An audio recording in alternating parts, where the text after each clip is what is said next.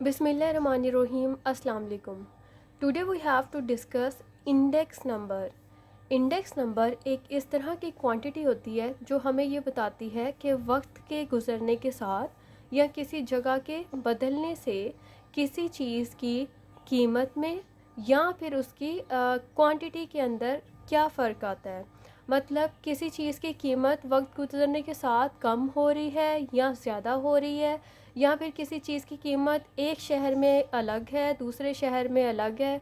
तो जगह बदलने से या वक्त बदलने से कीमत के ऊपर फ़र्क क्या पड़ता है, ठीक है. या फिर क्वांटिटी की अगर बात की जाए तो वक्त गुज़रने के साथ किसी चीज़ की जो क्वांटिटी है, पहले लोग उसको कितना इस्तेमाल करते थे, अब वक्त के साथ उसका इस्तेमाल बढ़ गया है या कम हो गया है. तो इस तरह का जो रुझान होता है उसको मेजर करने के लिए हम यूज़ करते हैं इंडेक्स नंबर.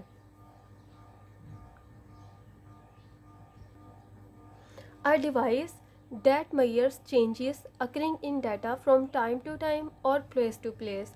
किसी भी डाटा के अंदर जो वक्त बदलने से चेंज आता है या जगह बदलने से चेंज आता है, उसको मेजर करने के लिए हम इस्तेमाल करते हैं इंडेक्स नंबर. अब सबसे पहले अगर कीमतों में चेंज को देखा जाए वक्त या जगह बदलने से, तो उसके लिए ये डिफरेंट हमारे पास मेथड्स हैं जिनको हम अप्लाई कर सकते हैं. सबसे पहले इंडेक्स नंबर जो है उसको हम दो नेचर्स में कंप्यूट करते हैं. एक होता है सिंपल इंडेक्स नंबर और दूसरा होता है composite index number. Simple index number का मतलब ये है कि अगर किसी एक ही चीज़ को मुख्तलिफ वक्त में हमने देखना है, जैसे हम कहते हैं कि दूध की कीमत 10 साल में कितनी बढ़ गई है, तो इस चीज़ को देखने के लिए हम मिल्क प्राइसेस देख रहे हैं, सिर्फ एक चीज़ है और उसकी कीमत में फ़र्क देख रहे हैं, तो हम एक वेरिएबल की बात कर रहे हैं. इस सूरत में हम सिंपल इंडेक्स नंबर को कंप्यूट करेंगे. लेकिन अगर हम कहते हैं दूध, चीनी, पत्ती, आटा, ये सब चीज़ें इकट्ठी, उन सब के अंदर ओवरऑल कितना फ़र्क पड़ा है या महंगाई में कितना इजाफ़ा हुआ है, तो जब हम कहते हैं कि महंगाई के अंदर कितना इजाफ़ा हुआ है, तो हम बहुत सारी चीज़ों को इकट्ठा मिलाकर कलेक्टिव इंक्रीज़ देख रहे होते हैं. तो जब हमारे पास बहुत सारी चीज़ें एक साथ हैं तो वो कलेक्टिव या कंपोजिट फॉर्म में है, तो उसके लिए हम कंप्यूट करते हैं कंपोजिट इंडेक्स नंबर. अब सबसे पहले जब हम सिंपल इंडेक्स नंबर कंप्यूट करते हैं तो इसमें हम दो तरह से कंप्यूट कर सकते हैं, एक फिक्स बेस्ड मेथड और दूसरा chain based method. Fix based method के अंदर हमारे पास ये होगा कि जैसे हम कहते हैं कि दूध की कीमत 2000 के अंदर और अब 2020 के अंदर, ठीक है. 2000 में पर केजी जो 2000 में जो मिल्क था उसकी प्राइस थी सपोज 50 रुपीज़ और आज इसकी है 150 रुपीज़, ठीक है. अब हमारे पास उसके बाद हम देखते हैं कि हमें कंप्यूट करना है सिंपल इंडेक्स नंबर. तो सिंपल इंडेक्स नंबर कंप्यूट करने के लिए हम कहेंगे कि ये जो है हमें इसके साथ आज की कीमत को कंपेयर करना है. तो ये हमारे पास जो होगा ये कहलाएगा पी नॉट यानी बेस ईयर, और ये हमारे पास कहलाएगा करंट ईयर के प्राइस, ठीक है. तो हम क्या करेंगे, P N over P not multiply by 100. तो यहाँ पर हम इसकी वैल्यूज पुट कर देंगे, तो यहाँ आ जाएगा 150 डिवाइडेड बाय 50 मल्टीप्लाई बाय 100. तो यहाँ पर हमारे पास आ जाएगा इसकी प्राइस जो आ जाएगी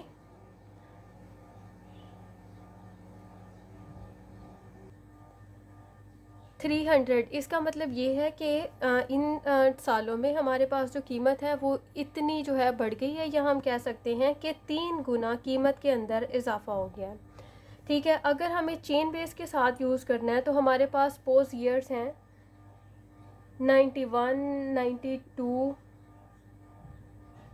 और इसी तरह 2020, ठीक है. यहाँ पर हमारे पास अगर इसमें हम एक और साल शामिल कर लेते हैं 1991 और उसकी भी कीमत ले लेते हैं, उसकी कीमत हमारे पास है यहाँ पर 40 रुपीज़. तो अब हम क्या कहते हैं, अब हमें ये करना है कि कंपेयर करना है 91 के साथ मिल्क प्राइसेस. तो 91 का जो ईयर होगा ये होगा पी नॉट और ये भी पी एन और ये भी पी एन, ठीक है. अब क्या करेंगे हम, अगर हमें फ़िक्स बेस के साथ कंप्यूट करना है तो फ़िक्स बेस के साथ कंप्यूट करने का तरीका हमारे पास होगा कि हम 40 को 40 पर डिवाइड करेंगे, मल्टीप्लाई बाय 100। 50 को डिवाइड करेंगे हम 40 पर और मल्टीप्लाई बाय 100। 150 को डिवाइड करेंगे 40 पर और मल्टीप्लाई बाय 100। तो इसका मतलब हम यहाँ पर तमाम के तमाम प्राइसेस को डिवाइड कर रहे हैं 40 के साथ। तो यहाँ पर जो हमारी बेस है, यानी जिस साल के साथ हम कंपैरिजन कर रहे हैं वो साल हमारा फ़िक्स है। लेकिन अगर हमें फ़िक्स कंपैरिजन नहीं करना तो उस सूरत में फिर हम यहाँ पर अपनी बेस ईयर या जिस साल के साथ हमें कंपैरिजन करना है वो हम बदलते जाएंगे। बदलेंगे कैसे? पहले हम 1991 के लिए कंपैरिजन करना है, तो 1991 में कीमत कितनी है? 40। 40 को 40 से डिवाइड करेंगे तो 100 से मल्टीप्लाई कर देंगे, ठीक है। उसके बाद हमारे पास कीमत है 50, तो 50 को हम डिवाइड करेंगे इसके प्रीवियस ईयर से, मल्टीप्लाई बाय 100। अब 150 को हम डिवाइड करेंगे इससे पिछले साल से। पिछला साल क्या है? 50 मल्टीप्लाई बाय 100। मतलब चेन बेस के अंदर हम जो भी डिवाइज़र लेंगे वो पिछला लेंगे, पिछली वैल्यू लेंगे, प्रीवियस वैल्यू लेंगे, जबकि फ़िक्स में हमारा जो डिवाइज़र होगा वो एक ही फ़िक्स रहेगा। ठीक हो गया। ये तो हो गया हमारा सिंपल इंडेक्स नंबर। अब हम आते हैं कंपोजिट इंडेक्स नंबर की तरफ, जिसमें अनवेटेड और वेटेड है। अनवेटेड का मतलब ये है कि हमने कीमतों का वक्त गुजरने के साथ कंपैरिजन करना है कि क्या फ़र्क आया उनमें, लेकिन वो कीमत कितनी क्वांटिटी उसकी क्या है वो हम यहाँ पर एज्यूम नहीं कर रहे। जैसे हम कहते हैं मिल्क के प्राइसेस जो है वो 150 हो गए हैं, लेकिन उसकी कंजम्पशन में कोई फ़र्क पड़ा है या नहीं पड़ा उसको हम एज्यूम नहीं करेंगे। जैसे कि सपोज़ अगर पहले जो मिल्क की कंजम्पशन थी वो हमारे पास बहुत ज़्यादा थी, अब उसकी कंजम्पशन में कोई फ़र्क पड़ा है या नहीं, तो वो हम यहाँ पर कंजम्पशन निगलेक्ट कर देंगे। और इसके दो मेथड्स होंगे हमारे पास, सिंपल एग्रीगेट इंडेक्स और दूसरा simple average of price relative. दोनों सूरतों में हमने जब यहाँ पर कंप्यूट करना है तो यहाँ पर हमारे पास अब कमोडिटीज़ जो होंगी वो बहुत ज़्यादा होंगी। जैसे कि अब हम कहते हैं कि हमारे पास है मिल्क, राइस, वीट, ठीक है। मिल्क, राइस, वीट, तीन हमारे पास चीज़ें हैं जिनकी हमें देखना है कि इन तीनों चीज़ों में ओवरऑल इन चीज़ों की बेसिस पे हमारे कंट्री के अंदर या किसी भी जगह पे महंगाई के अंदर कितना इजाफा हुआ है। तो हम कहते हैं कि 1990 के अंदर इनकी जो कीमतें थी वो थी 50 रुपये और इसकी कीमत थी 70 रुपये और इसकी थी ये। अब इसकी जो प्राइसेस हो गई हैं 2020 के अंदर वो प्राइसेस हो गई हैं 100, 120 और ये हो गई है 180, ठीक है।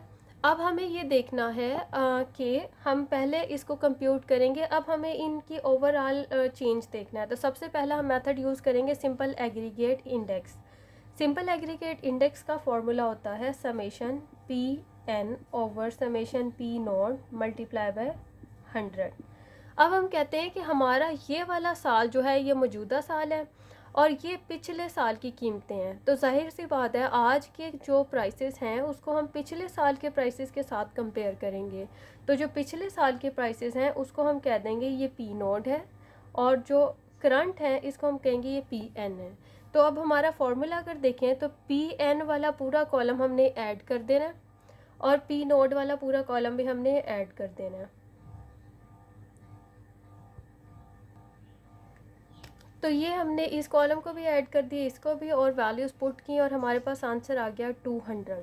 अब इस 200 का मतलब ये है कि अगर 1990 के अंदर जब हम ये सारी चीज़ें ख़रीदते थे तो सपोज़ ये सब चीज़ें हमें 100 रुपये में मिल जाती थी, तो अब जब हम ये सब चीज़ें 2020 में ख़रीद रहे हैं तो ये चीज़ें हमें मिल रही हैं 200 रुपये की।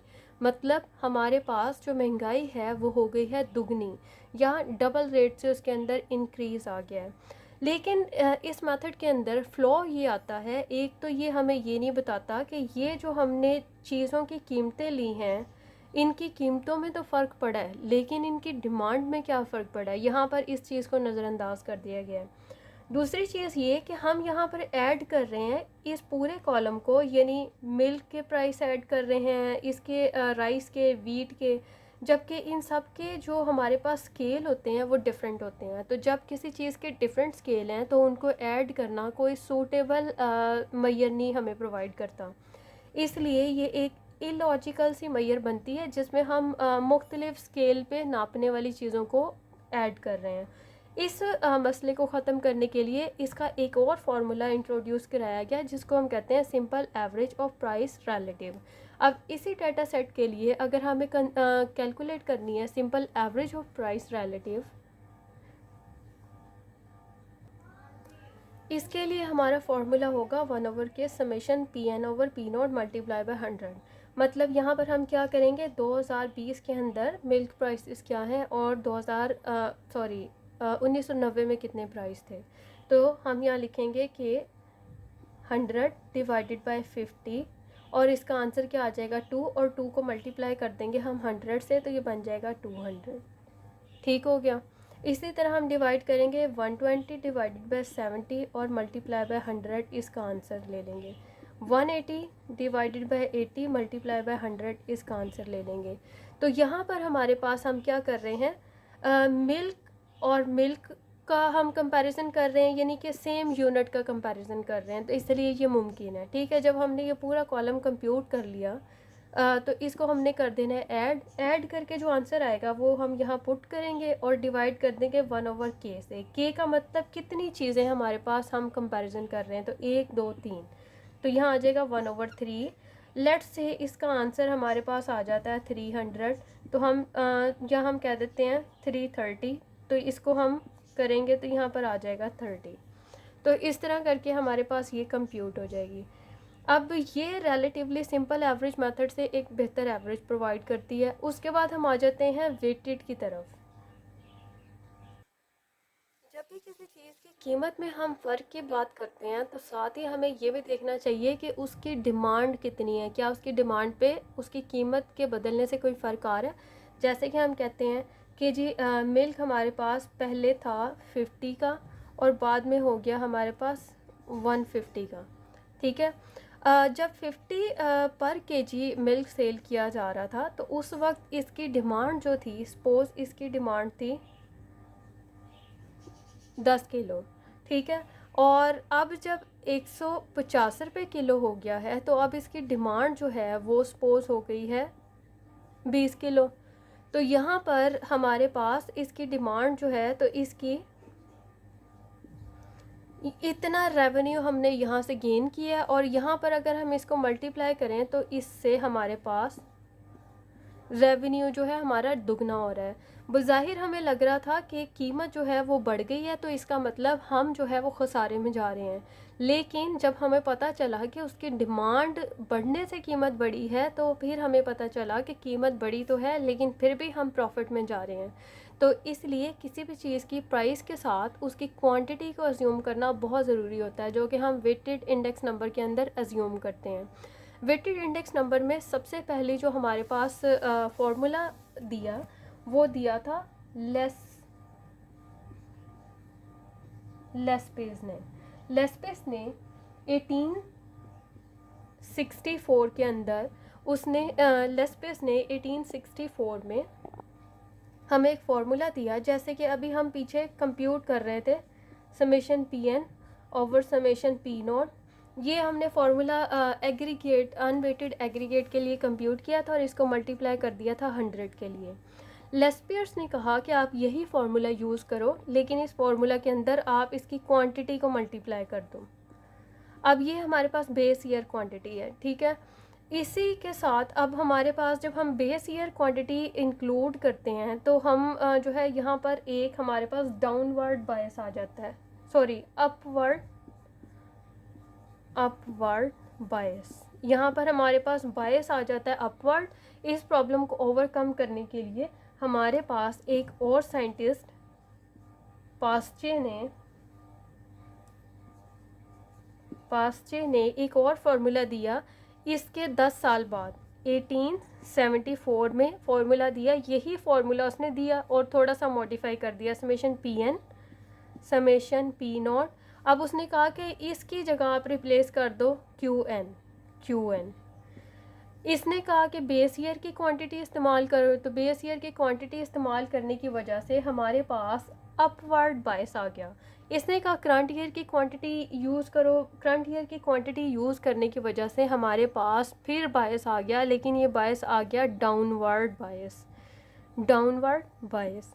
ठीक है, अब दोनों मेथड के अंदर हमारे पास बायस आ गया अपवर्ड और डाउनवर्ड। इस बायस को ख़त्म करने के लिए हमारे पास एक और साइंटिस्ट जिसको हम कहते हैं फिशर, फिशर ने इस प्रॉब्लम को ओवरकम कैसे किया। इसने कहा कि जो लेस्पर्स का फार्मूला है और जो पास्चेस का फार्मूला है, दोनों को मल्टीप्लाई करें और मल्टीप्लाई करके उसका अंडर रूट ले लें, यानी कि हम ज्योमेट्रिक मीन ले लें। ठीक है, तो फिर हमारे पास अपवर्ड और डाउनवर्ड बायस दोनों ही ख़त्म हो जाएंगी। एक और हमारे पास साइंटिस्ट जो इसका नाम है मार्शल, मार्शल ने भी एक फार्मूला दिया। उसने क्या कहा कि हमारे पास दोनों हम फार्मूलाज पहले लिख लेते हैं। जो लेस्पर्स का फार्मूला था वो था summation P naught P N Q naught, summation P naught Q naught. ठीक है, मल्टीप्लाई बाय 100। उसने कहा कि इन दोनों फार्मूलाज को ऐड कर दें, और पास्चे का फार्मूला हमारे पास था summation P N Q N, summation P naught Q N multiply by 100। उसने कहा इन दोनों को आपस में ऐड कर दो। ऐड करने से क्या बनेगा, summation P N Q naught, इसमें इसको ऐड कर देंगे तो ये बन जाएगा summation P N Q N, और नीचे वाली जो क्वांटिटी है summation P naught Q naught plus summation P naught Q N, और ये 100 जो है ये कॉमन हमारे पास बाहर ही आ जाएगा। ठीक है, अब यहाँ पर जो भी कॉमन चीज़ आती है उसको कॉमन निकाल लेंगे तो समेशन कॉमन आ जाएगा। यहाँ से पी एन हमारे पास कॉमन आ रहा है, तो हम लिख लेंगे summation P N Q naught plus Q N, ठीक है, divided by summation P naught Q naught plus Q N multiply by 100। ये फार्मूला दे दिया इसने मार्शल ने। ठीक है, अब इन तीनों फार्मूलाज को हम चारों फार्मूला को हम इम्प्लीमेंट कर सकते हैं। यहाँ तक हमारा ख़त्म हो गया है प्राइस इंडेक्स नंबर, यानी कीमतों में जो फ़र्क आता है। अब हम आते हैं क्वांटिटी इंडेक्स के, किसी चीज़ की क्वांटिटी में कितना फ़र्क आया है। तो जैसे हमने प्राइस रिलेटिव निकाला था तो उसके लिए हम P N over P not multiply by 100 करते थे। इसी फार्मूला को हम क्वांटिटी के लिए भी बना लेंगे। यहाँ पर पी है तो पी की जगह हम कर देंगे क्यू।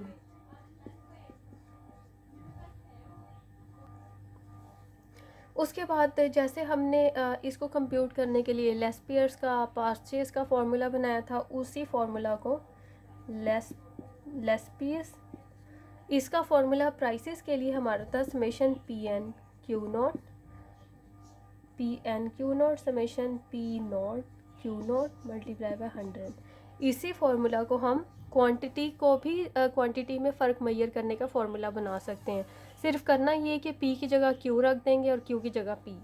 तो समेशन ये पी एन है तो इसका हम लिख देंगे क्यू एन, और ये क्यू नॉट है तो यहाँ लिख देंगे P not, summation Q not P not multiply by 100।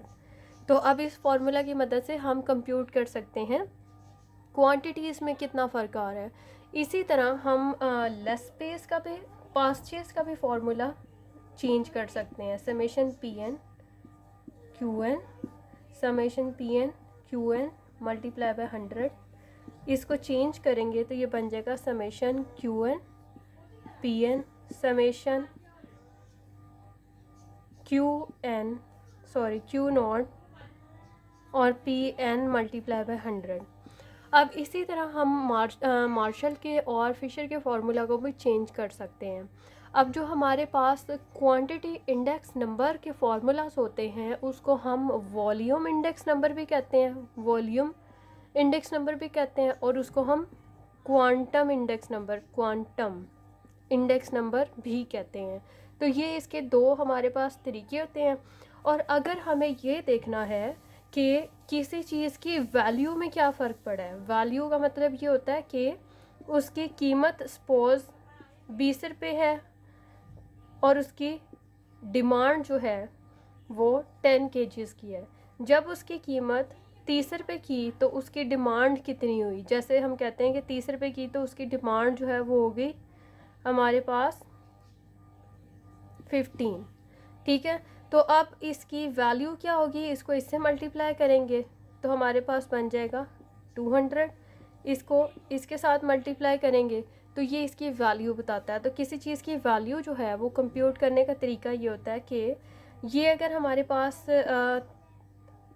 Base year की थी और ये हमारे पास करंट ईयर की है, तो हम लिखेंगे वैल्यू जो है वो PN P0 Q0 multiply by 100, ये बताती है हमें किसी चीज़ की वैल्यू। अब किसी एक चीज़ को किसी भी एक नीड को पूरा करने के लिए हमारे पास यहाँ पर बहुत सारे फार्मूलाज आ गए हैं, तो उन फार्मूला में से हम कौन सा फार्मूला पिक करें और हमें अच्छे रिज़ल्ट मिल सकें। तो इस प्रॉब्लम को ओवरकम करने के लिए अर्विंग फिशर ने कहा है कि ऐसा मेथड जो कि इन 3 टेस्ट में सबसे ज़्यादा टेस्ट क्लियर कर जाता है, तो उस फार्मूला को हम एफिशिएंट फार्मूला कहेंगे या सबसे ज़्यादा कैपेबल फार्मूला कहेंगे।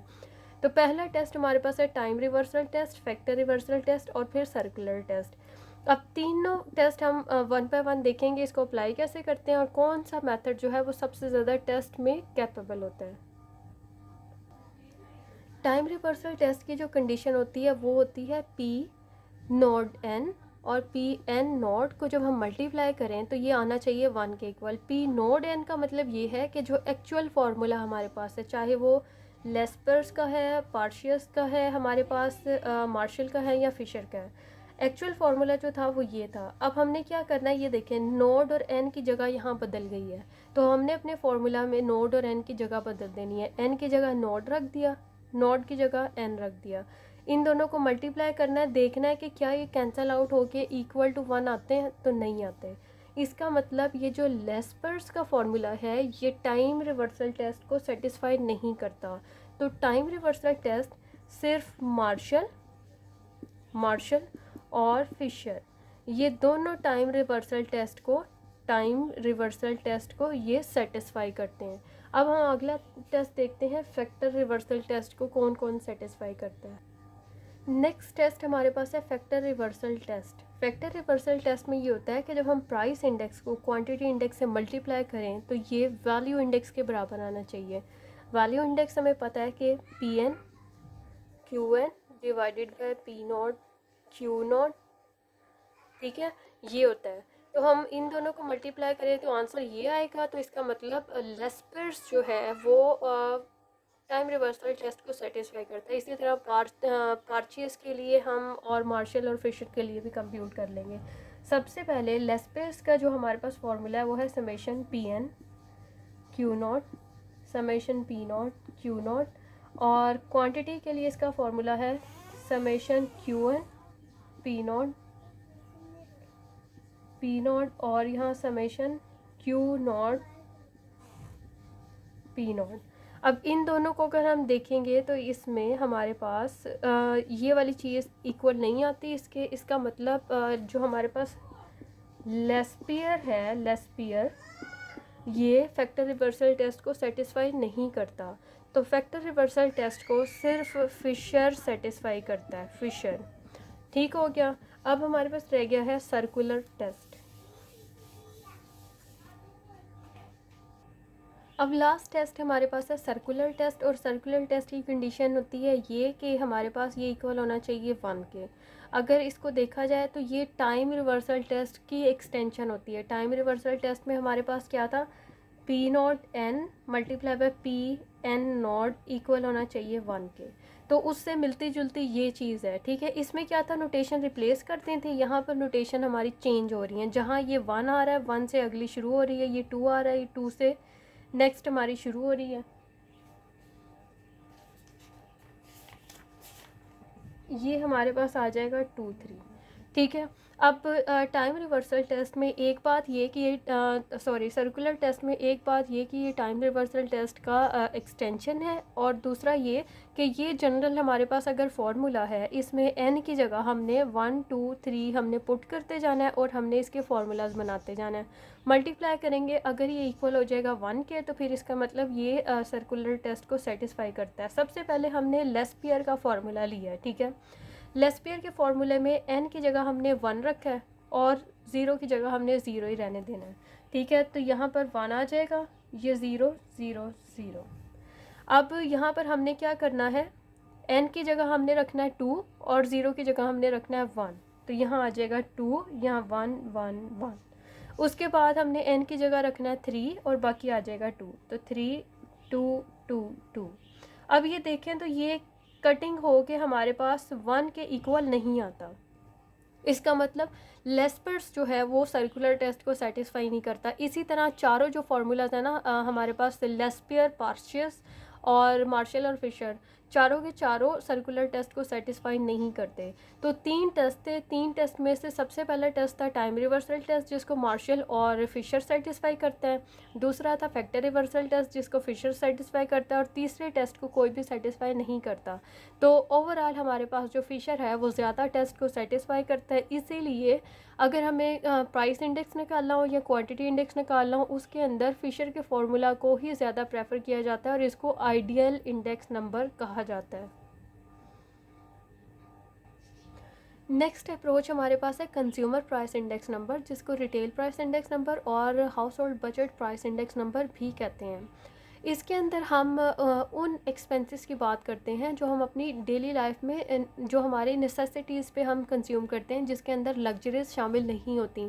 जैसे हम फूड्स पर, मेडिसन पे, गैस पर, हाउस रेंट पे और इसी तरह इलेक्ट्रिसिटी पर कितना कंज्यूम करते हैं। तो ये सारे के सारे हमारी जो डेली लाइफ के ज़रूरियात हैं उस पर जो हम खर्च करते हैं उसको हम कहते हैं consumer price index number, retail price index number या household budget price index number, ठीक है। इसको जो है हमने जब कैलकुलेट करना है तो कैलकुलेट करने से पहले एक बात का ख्याल रखना है कि जिन लोगों को हम कंपेयर कर रहे हैं, हमें ये देखना है कि टाइम के बदलने के साथ जो हम अपनी ज़रूरियात पे खर्च करते हैं उसमें कमी आ रही है या ज़्यादती आ रही है। अब जब हम कंपैरिजन करेंगे इसके अंदर, तो कंपैरिजन हमने इस तरह के लोगों के लिए करना है जो कि होमोजीनियस हों, सेम हों, यानी कि ऐसे लोग जिनकी सैलरी एक जितनी हो, तो उनकी कंजम्पशन के अंदर कितना टाइम के साथ फ़र्क आ रहा है। जैसे कि किसी इंडस्ट्री के अंदर काम करने वाले जो वर्कर हैं किसी एक स्केल पे, जिनको एक जितनी सैलरी मिलती है, उनको उनके लिए हमने consumer price index number compute करना है। तो हमारे पास यहाँ 2 फार्मूलाज होंगे, 2 मेथड्स होंगे जिनको हम यूज़ कर सकते हैं। दोनों मेथड बेसिकली एक ही जैसे हैं, इनमें ज़रा सी माइनर सी मॉडिफिकेशन है, इसलिए इनके नाम बदल दिए गए हैं। पहला मेथड हमारे पास है एग्रीगेट एक्सपेंडिचर मेथड और दूसरा है house hold budget method. Aggregate expenditure method सिर्फ नाम इसका चेंज है, बेसिकली ये हमारे पास लेस्पियर्स वाला ही फार्मूला है। लेस्पियर्स वाला फार्मूला क्या था, P naught N is equal to summation P N Q naught, summation P naught Q naught और मल्टीप्लाई बाय 100, ठीक है। इसी फार्मूला को हम थोड़ा सा बदलेंगे तो हाउस होल्ड बजट मेथड का फार्मूला बन जाएगा। अब इसको ज़रा देखें, इसको हम चेंज कैसे करते हैं। चेंज हमने कैसे करना है, ये समेशन, ये नीचे वाली चीज़ हमारी वैसे की वैसे ही रहेगी, ये 100 हमारा वैसे का वैसे ही रहेगा। चेंज क्या आएगा, ये हमारे पास जो क्यू एन है ये भी ऐसे ही रहेगा। अब ये जो पी एन है, इस पी एन को हमें बदलना है। पी एन को बदलने के लिए हमने क्या करना है, पी एन को हमने डिवाइड करना है पी नोड के साथ। जब पी नोड से इसको डिवाइड करेंगे तो हमें पी नोड से मल्टीप्लाई भी करना पड़ेगा, ठीक है। तो हम लिखेंगे यहाँ पर P N over P naught, इसको ब्रैकेट के अंदर, और यहाँ आ जाएगा पी नोड। अब देखें, ऊपर पी नोड क्यू नोड, नीचे पी नोड क्यू नोड। अब ये हमारे पास फ़र्क क्या पड़ा है, सिर्फ पी नोड से मल्टीप्लाई डिवाइड किया है, फार्मूला एग्जैक्टली सेम है।